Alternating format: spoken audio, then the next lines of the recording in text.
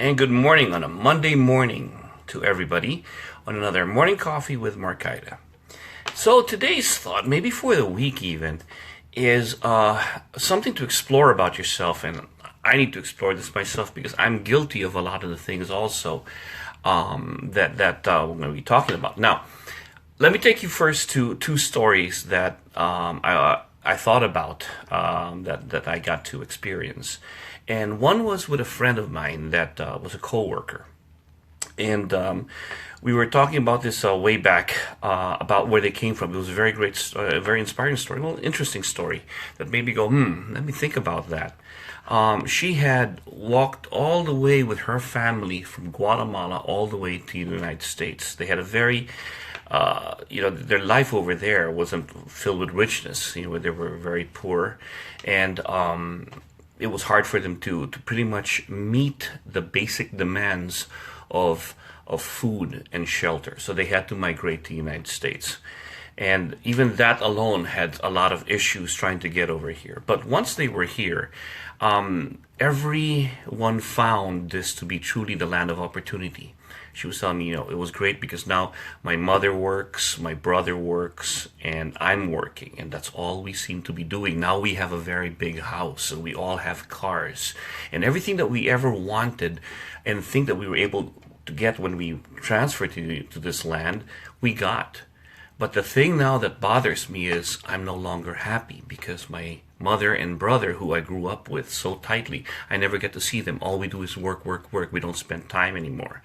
And I remember the days when we were locked in the house because my mother had to go find some food and everything, is that me and my brother, I'd have to keep him entertained. But all that time, being entertained with the smallest things in the house, we didn't have toys or television. We found our ways to be happy. And it seems that if I could go back, I'd rather be dirt poor and happy than here full of riches and missing them and not having the important things. So that's a story in itself. So for her, happiness was the love of family. Going back to another story was a friend of mine, this German guy. We were training in the Philippines, and when I asked what he did, he goes, "Well, I used to own a computer company, IT, and he sold all that because now he's in the Philippines and all he wants to do is train." And I go, "Wow, that's a big step. You sold your company to come over here and train, and this is what you want to do." He goes, "Yeah, because when I was here a year ago, while training, I was watching these group of kids playing, in the mud." But watching them play in the mud, the heartiness of their laughter really struck me. It was like, you know what? I've never in my life ever laughed like that. Yet I'm rich. I have everything I need. But I've yet to ever experience a laugh like that. And these kids have nothing. They have nothing, but they have everything.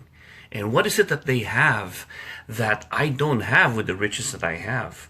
And once again, it was the laughter of friends and family and love. So he goes, that's what I need. I'm chasing the wrong things, the material things, instead of the things that really fulfill what we need. So there are the two stories where the common denominator was love of people or family or friends.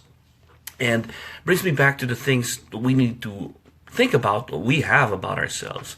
There are things that we need, I call the necessities. You need food, you need shelter.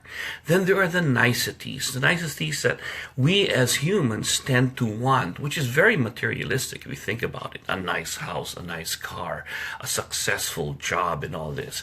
And I remember that was how I was brought up and raised. So a lot of that had to be with what I was raised. So what was my standard for success and happiness? I remember my aunts and my parents told me, you have to be a doctor, a lawyer, you want to have these really prestigious jobs, you want to be a politician and all these things, because that demands power and all these different attributes that was given to me to think about that would bring me happiness. Now, going forward in life, I look back at the very people that was presented to me, the doctors, the lawyers, all were relatives and everything else. And I look back and goes, well, they're womanizers, they got gambling habits, some are alcoholics, some committed suicide, but yet they had all these material things. So it puts things into perspective. The niceties, the materialistic things that we seek, really are very temporary, because in the end, it's really the true tangible things is the love and the people we have. But don't let your life of chasing the niceties ever make you forget what you already have, that actually will already end, actually is making you happy. We chase materialistic because sometimes it's the way we're conditioned from life. We're conditioned to like and want the wrong things. Think about that. Let's take example this pen, a simple pen like this. I can afford to buy this pen right now, right? But let's say this is the most expensive pen, no matter what it is. I was able to attain this. Because I can attain it, I can buy it. Oh, it's great in the beginning, but after a while, it's just a pen. Big deal. After a while, you just use it, you throw it. No matter how expensive it is, the novelty will wear out. Just about everything around you. But what doesn't wear out is the love you have of family, the love you have of friends, and the laughter you can gain from that. And sometimes when we're constantly chasing the wrong things, we could forget the things that we already have that truly makes us happy. It's just a thought for the day, a thought for the week, to make you go back and think, what really are things that you truly need to make you happy, as opposed to things that you want that are niceties, but could you pull you away from the things that you're already happy about or happy with. Keep things in perspective. Realize what are the truly important things. In life you have the physical, the mental, the spiritual. These things have to be met in order to be content to survive.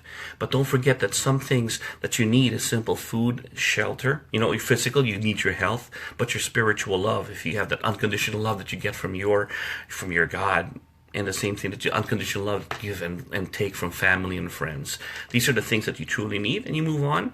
And if you can truly learn, and it's interesting also about these materialistic things, when I look at them, they learn to be happy when they have nothing. Imagine that. Nothing compared to everybody else who says, well, they got nothing. How do you know they have nothing?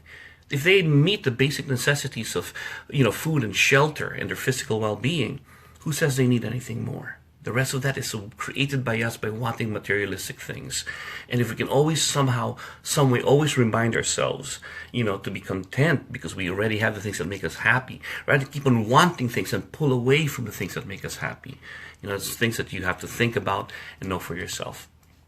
Doug Marcaida here, Morning Cup of Joe.